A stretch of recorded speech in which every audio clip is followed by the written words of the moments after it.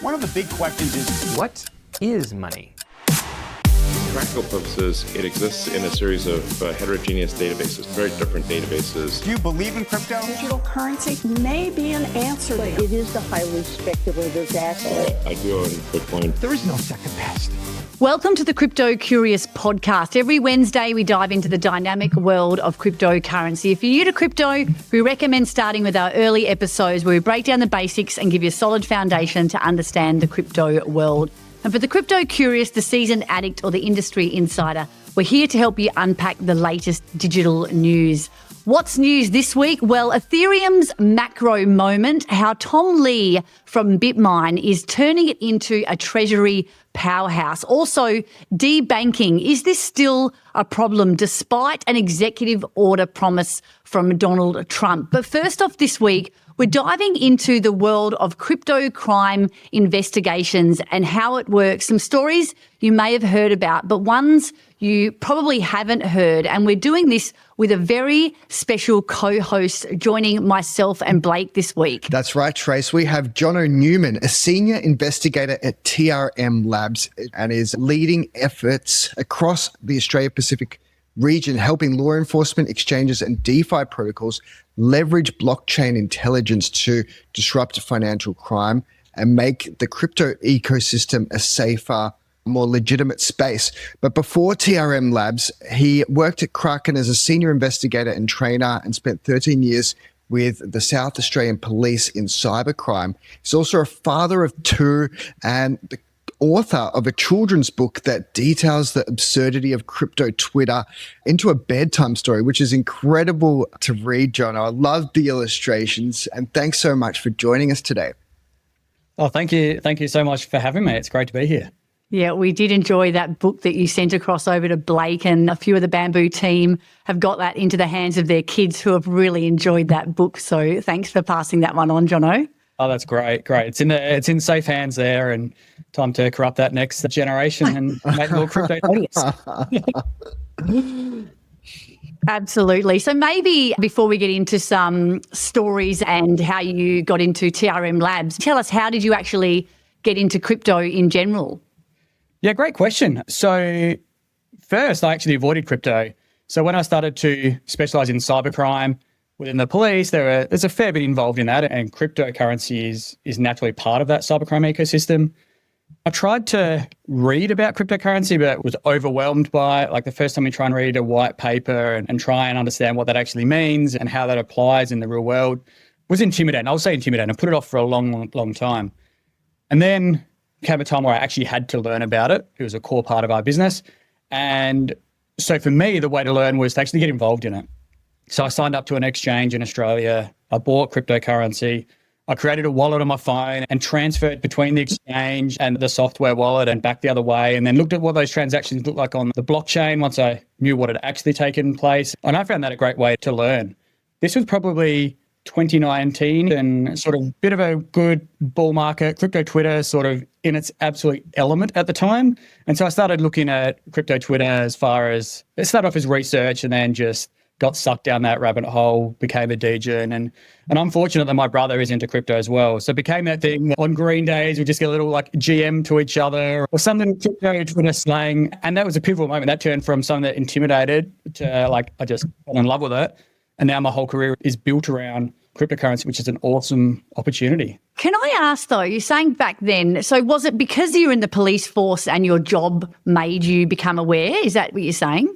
Yeah, so I was in cybercrime and I was a trainer. So I was supposed to be building the capability within across the police force from recruits that are coming through the gates, through to the general investigators, through the specialised cybercrime team about cryptocurrency investigations. So it's not something that I could ignore anymore. It had to be a part of the curriculum. We knew it was a problem back in 2019. That's still late when you look back at like Silk Road sort of era as well before that. But as far as like building that capability, so that was the why. Intimidating. So if anyone's listening and they're intimidated by it, just experiment with it. Like if you're a tactile learner like me, hands-on, it's a great way to get over that intimidation and fall down the rabbit hole. Come join us. Fantastic. Yeah, well, it's certainly an exciting space to work in. So tell us a little bit about TRM Labs, what they do and what their role is in the crypto ecosystem, Jonno. Yeah, so TRM Labs is a global company headquartered out of the US.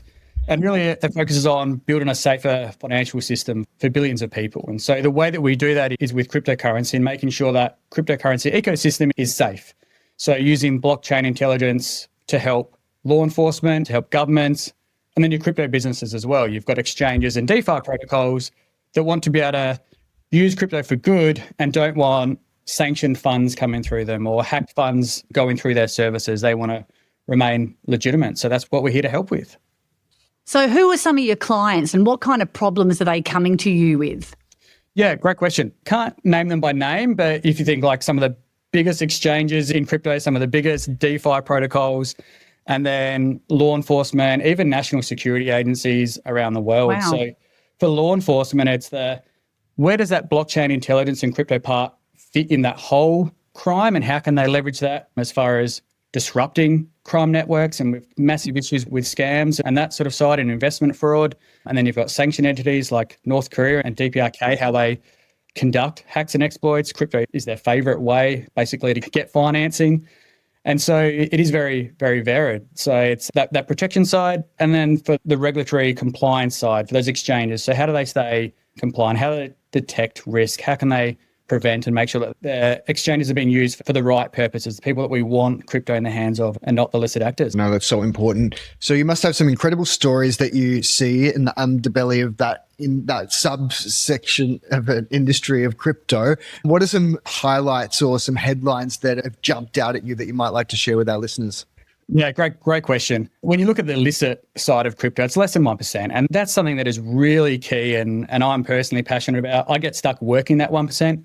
And we know the media like to focus on that 1%, but we know it's such a great ecosystem and does so many good things for the world and so many different opportunities for how we can improve the financial system.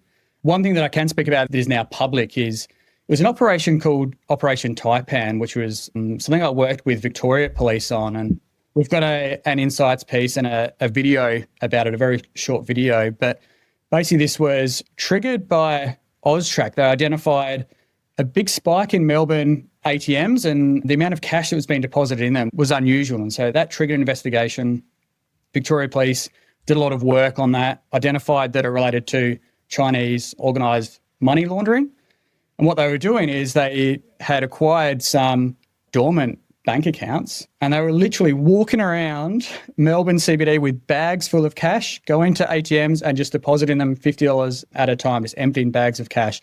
Like an extraordinary thing to imagine is happening in like the CBD of Melbourne. And so what happened is once they got that into the traditional finance system, they've got the cash, they've got it into the banks, they've created shell companies.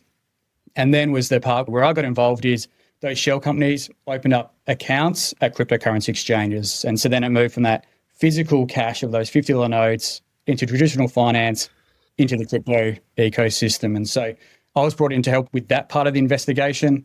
And the end result was that it was Australia's first major crypto laundering conviction. 3 people were convicted for over $30 million worth of laundering right here in Australia. So it is happening. The work that VicPol did on that is, I cannot understate the volume of work they had to do, but it was a great case and a great way to clean that out of the system. So interesting. And it just shows that these rules and regs really do work to keep everybody safe. Next up, that's obviously you mentioned has been in the press, but is there anything that people wouldn't have necessarily heard about that you find that's really interesting or a situation that's come about that's non-standard? Yeah, I mean, I personally find all the North Korea and DPRK stuff interesting and how that's infiltrated in the crypto ecosystem from working as developers and IT workers. But one other thing I think the public don't understand is we talk about scams a lot. I don't want to bring down the mood of what is a lighthearted podcast, but one of the things about the crypto scams is, yes, we've got scammers that are witting, they know what they're doing, and they're choosing to perpetrate crime and try and get funds from victims, including Australia. But there's this other whole part of that scam ecosystem where you've got people that are not as witting. You've got victims of human trafficking that are actually being forced to work in scam compounds to conduct those scams. And so when you get that phone call from that scammer, it might not necessarily be someone that is doing that on their own accord. It could be someone that is forced into that. They're a slave of human trafficking. And if they don't meet those KPIs or the targets, then the real repercussions are physical violence and they get locked in these and work long hours. And so you've got victims within victims. And so it's become such a systemic issue that we're dealing with as, I guess, the human race. And so the reason I mention that is, like, you always see that people like to stir up scammers and see them get aggressive on the other end. And there are definitely people that deserve it, but there are other people there that are victims themselves of often more serious than financial crimes. So yeah, it's a kind of very sobering fact there. So maybe let's move on to something a little bit more lighthearted and talk about your kids' book that we spoke about on the opening there. And how did this come about? Obviously, you've had a really long career in crypto now, being in there since 2020. But I'd love to know, obviously, you're a dad yourself. How did you decide to write a book? Yeah, great question. I don't remember the exact moment I decided, but after a career in law enforcement where creativity is sort of a bit suppressed and you've got to have that professional inside and out and you've got to be that role model. And so I just felt that it was a time that I could, after leaving the police, tap into that creative outlet and find what that is. And I really enjoy humor. I enjoy the journey of crypto Twitter and just the wild place that is. And so I decided, why not make it into a kid's book? And like the amount of time I spent on that, just trying to layer in inside jokes is, I think the hardest part was my wife's a primary school teacher. And so I had her help like proofread it, but she just did not understand it. Because grammatically that is correct. I just don't understand it. But one of the best parts was some of the examples. So we've got the bear market in there. And so it's the literal imaginations of the kids about what does a bear market look like. And I actually asked my kids and I'm like, what would a bear market be? And I'm like, oh, be bears and they're selling honey. And yes. Look, because it's just like, you can't picture, you can't like chat GPT, what does that mean? Like you can't tap that creativity of a child. I mean, it's just something so raw and natural and awesome about it. And so, yeah, it's a great way to connect with your kids and subtly talk about some of the crypto subculture. And I think we've all commented on this here in the Bamboo office, but the kids know a lot more than you think about crypto already. Yes.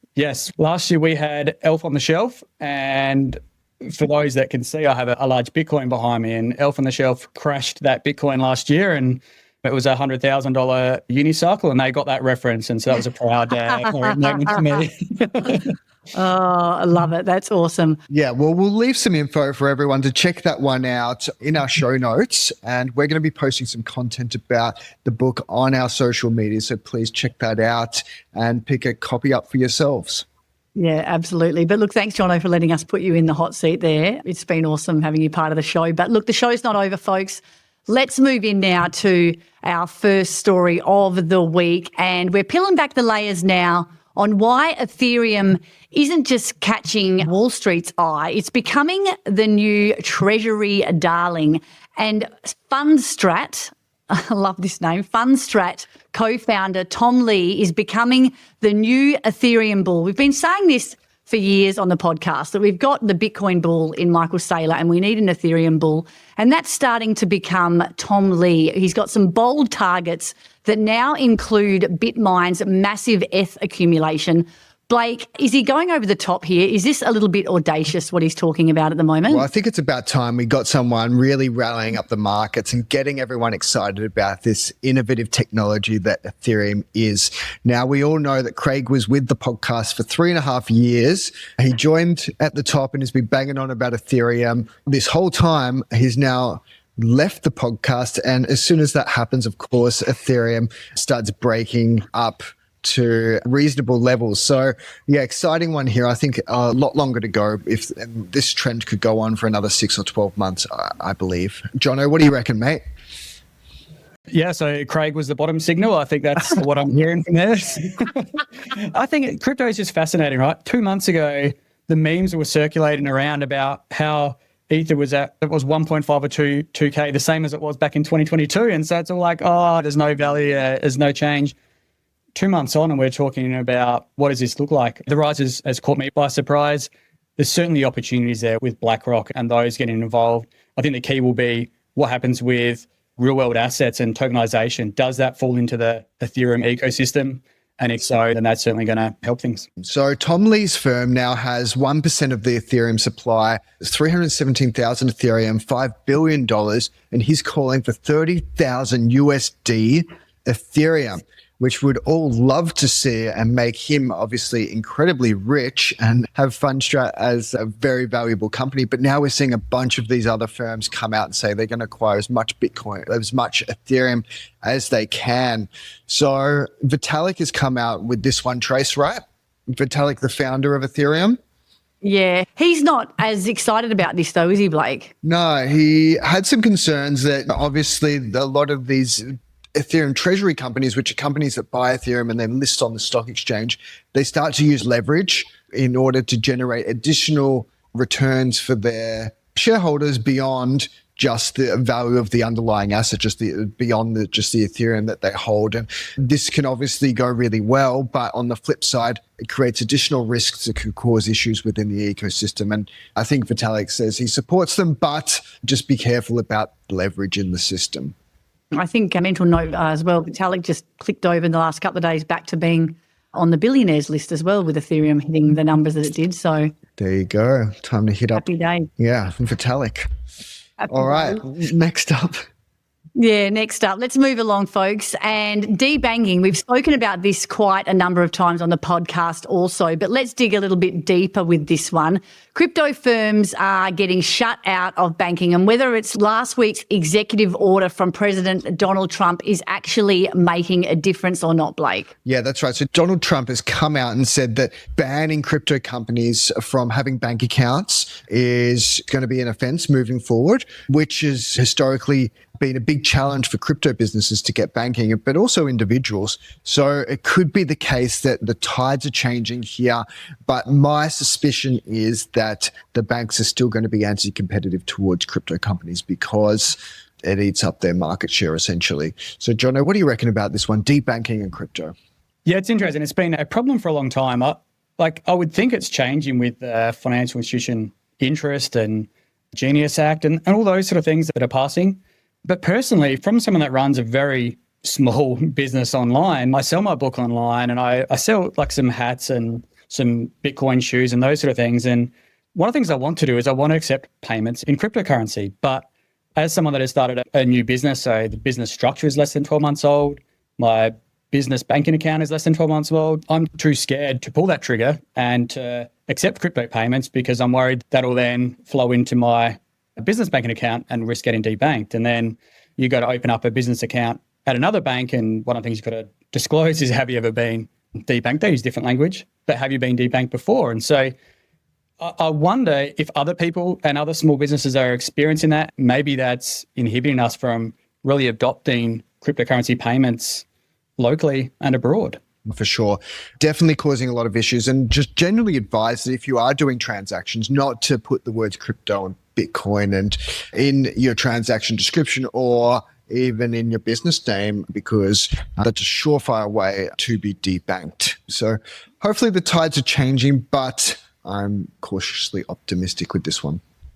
Well, like you said, when the president's signing executive orders, hopefully that can move the needle, but needs to be consistent change. So we'll keep an eye on this one because it is really important. Obviously, what happens in the US can then break through into other industries and other parts of the world. So we'll certainly keep an eye on that one. Let's go for a break now, boys. And when we come back, we'll move on to some short, sharp news bites. Here's Steve Smith buying a coffee. He's actually also investing in crypto at the same time, using Bamboo. You take care of drinking coffee with your mates, we'll take care of investing the small change. Start investing your change today with Bamboo. Welcome back. You're listening to the Crypto Curious podcast. Time now for our short, sharp news bites brought to you by the Bamboo app. Who would like to go first? I'll quickly introduce this one. So Trump has opened up 401ks, which is the US equivalent to our superannuation funds, to hold and purchase cryptocurrencies. This is massive because there's tens of trillions of dollars in these investment funds in the US. And I know that a lot of people are going to want to have at least some of their portfolio in cryptos. So this could really be billions, tens of billions, even more, hundreds of billions of dollars of inflows into crypto eventually, and is a massive massive step. And it could take a year or two for these funds to actually create the flow for people to actually physically buy it within their funds and the software to make it all happen. But yeah, this is a great move and I think could give us some longevity in this bull market. Jonno, what do you reckon about this one? Yeah, I'd love to see it. I mean, self-managed super funds is something that we've got access to in Australia. And I know that there are some people that have already got Bitcoin as part of their holdings using that mechanism. I think there's a lot involved to set up a self-managed super fund. So if this becomes more mainstream and people can have that as part of their portfolio, then I think this is awesome to see this flow on internationally. It's a great way forward. Hopefully it forces a little bit more understanding and education as well. I did see some negative press come out around this with people talking about what exactly was being bought in this super fund. And obviously, you know where I'm going with this, people, am I having fart coin and rubbish being bought with my 401k, which is obviously not going to be the case at all. So hopefully people now will go out and do a little bit more research when they think that their hard-earned dollars are being put into the crypto market.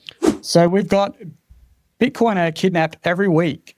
And so we've got this Elena Voronova, the founder of Satoshi Labs, and she cautions that at least one crypto holder globally is kidnapped, tortured, or extorted every week over surprisingly small amounts, as little as $6,000. So this is really interesting.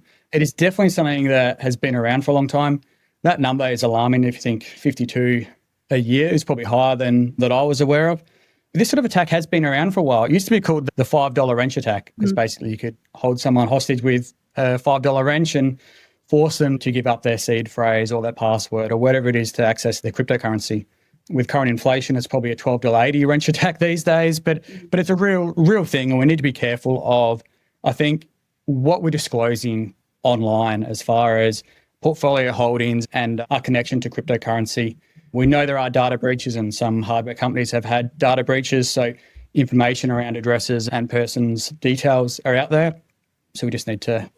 Okay, what's up next? We've got CZ seeks dismissal of 1.8 billion FTX lawsuit. So you know CZ is the former CEO of Binance, and he has asked the Delaware Bankruptcy Court to dismiss the FTX $1.8 billion lawsuit over the 2021 share buyback deal. So FTX has alleged that the funds were fraudulently transferred, but he argues that the case tries to nonsensically blame him for SBF's actions, and that it happened outside the US and has nothing to do with him. So FTX, yes, the debacle continues, and CZ trying to opt out of $1.5 billion lawsuit.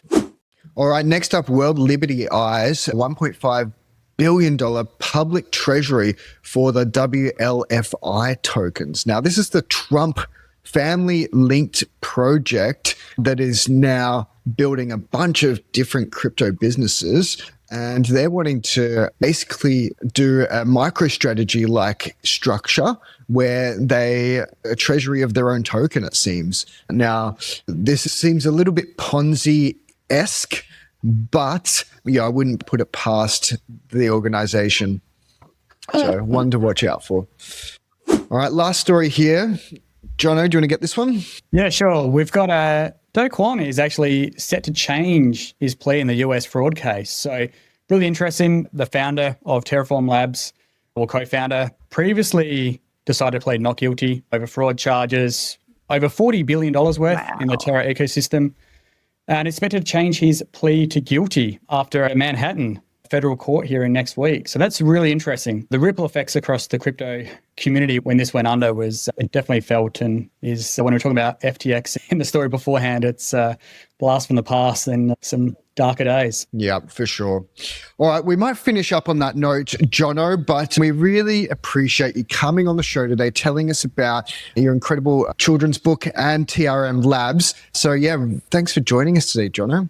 Thank you so much for having me, and keep stacking those sats. Yeah, that's it. What a great way to end. Thanks again, Jonno. Thanks everybody else for joining us today. Please be back with us next week. Until then, stay curious, stay connected.